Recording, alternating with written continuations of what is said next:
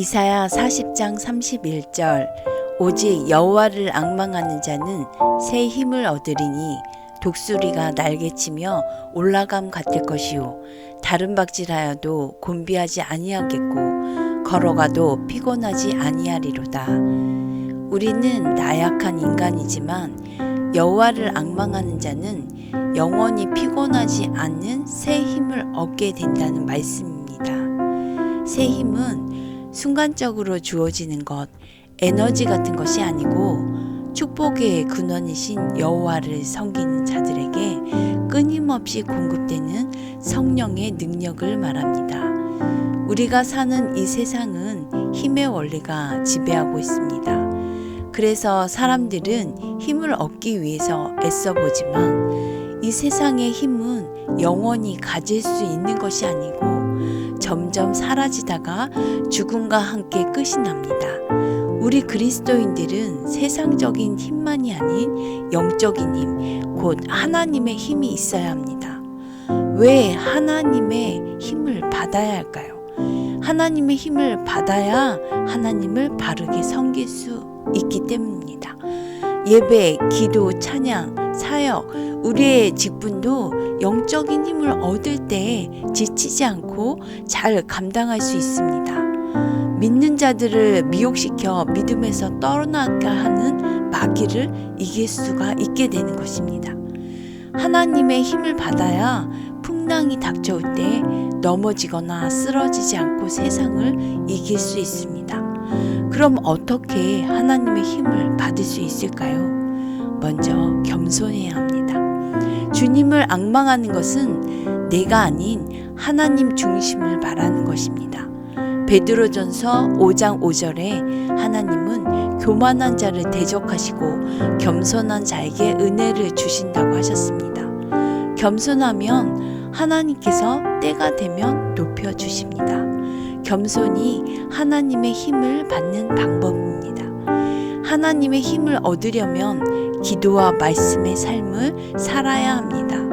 성경 속 위대한 인물들이 그랬듯이 하나님은 기도할 때 응답하시고 힘을 주십니다. 말씀의 전신갑주를 입을 때 죄를 이기고 세상을 이기고 마귀를 이기는 힘을 얻게 됩니다.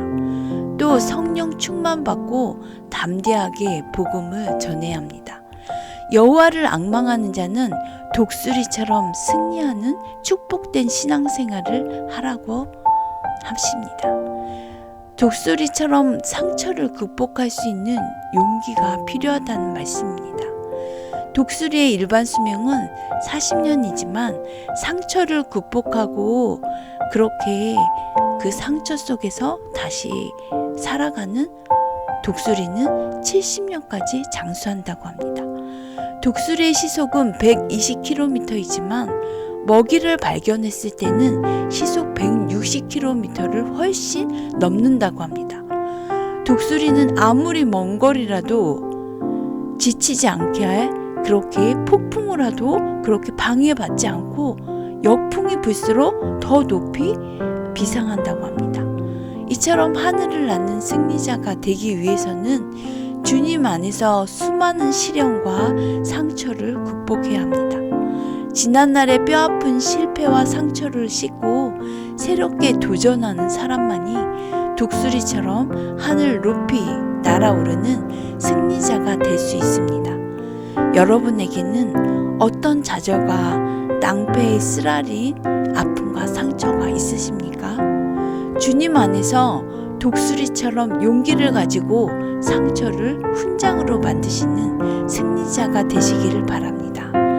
이 모습이 바로 하나님을 앙망하며 새 힘을 얻는 자의 모습입니다. 3번 반복해서 암송하시겠습니다. 이사야 40장 31절 오직 여호와를 앙망하는 자는 새 힘을 얻으리니 독수리가 날개치며 올라감 같을 것이요 다른 박질하여도 곤비하지 아니하겠고 걸어가도 피곤하지 아니하리로다.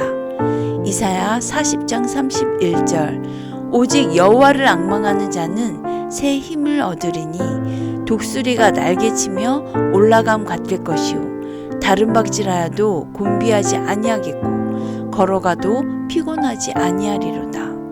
이사야 40장 31절. 오직 여호와를 앙망하는 자는 새 힘을 얻으리니 독수리가 날개치며 올라감 같을 것이요